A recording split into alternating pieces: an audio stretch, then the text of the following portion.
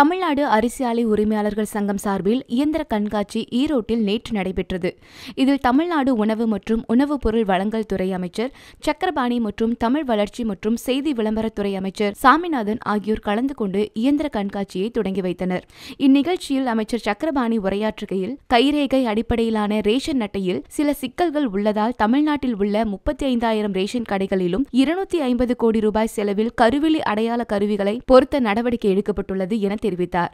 சிறுதானிய ஆண்டை முன்னிட்டு தருமபுரி, ஊட்டி ஆகிய பகுதிகளில் நியாய விலை கடைகளில் அரிசிக்கு பதிலாக கேழ்வரகு வழங்கப்பட்டு வருகிறது.